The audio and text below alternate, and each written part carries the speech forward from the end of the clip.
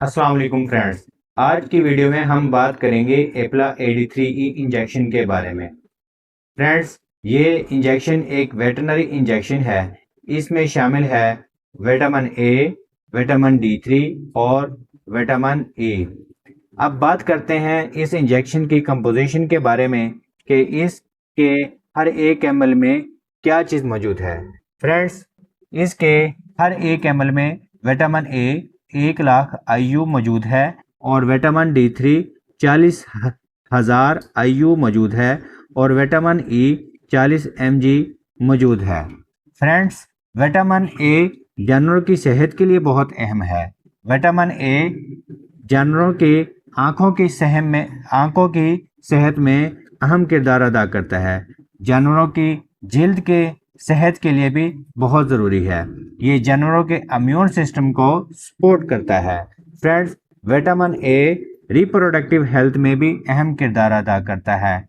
और vitamin D3 की अगर बात करें तो विटामिन D3 और कैल्शियम, फास्फोरस और मेटाबॉलिज्म में अहम किरदार अदा करता है। ये हड्डियों की सेहत के लिए ज़रूरी है। विटामिन D3 की कमी की सूरत में हड्डियां कमज़ोर हो सकती हैं और बच्चों में रिकेट्स जैसे मिसाइल पैदा हो सकते हैं। फ्रेंड्स, विटामिन E के फ़ायदे की अगर बात करें तो विटामिन E एक अहम एंटीऑक्सीडेंट है। ये जानवरों की अमूमी सेहत को सपोर्ट करता है। ये इम्यून फंक्शन में भी अहम किरदार अदा करता है और रिप्रोडक्टिव फंक्शन के लिए भी अहम समझा जाता है। अब बात करते हैं एप्ला AD3E इंजेक्शन के इस्तेमाल के बारे में। ये विटामिन ए की कमी में इस्तेमाल किया जा सकता है, विटामिन D3 की कमी में भी इस्तेमाल किया जा सकता है और विटामिन E की कमी में भी इस्तेमाल किया जा सकता है। रिकेट्स जैसे मिसाइल में भी इस्तेमाल किया जा सकता है। सपोर्टिव ट्रीटमेंट के तौर पर भी इस्तेमाल किया जाता है। अमूमी कमज़ोरी में भी इस्तेमाल किया जाता है। बीमारी के बाद रिकवरी के दौरान भी सपोर्टिव थेरेपी के तौर पर भी इसको इस्तेमाल किया जा सकता है। बाज़ सूरतों में रिप्रोडक्टिव डिसऑर्डर में भी इसको इस्तेमाल किया जा सकता है।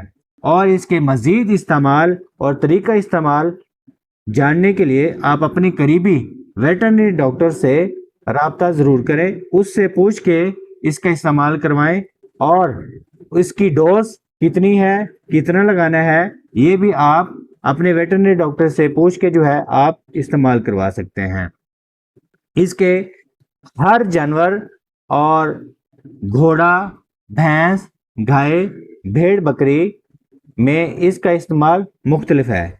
वैसे इसको 30 किलो अगर वज़न जानवर का हो तो 1 ml इसके ऊपर लिखी गई डोज के मुताबिक आप लगा सकते हैं। हर जानवर की डोज एक जैसी नहीं होती। आप अपने डॉक्टर से पूछ के इसका इस्तेमाल करवा सकते हैं। मज़ीद ऐसी मालूमात के लिए आप हमारे चैनल को सब्सक्राइब कर लें यूट्यूब पर, और अगर आप हमें फेसबुक पर देख रहे हैं तो वहाँ भी आप हमें फॉलो कर लें और हमें कमेंट में ज़रूर बताएं कि अगली वीडियो आप किस इंजेक्शन पर देखना पसंद करेंगे। हम उस इंजेक्शन पर भी एक वीडियो अपलोड करेंगे। दुआ में याद रखिएगा। अस्सलामु अलैकुम।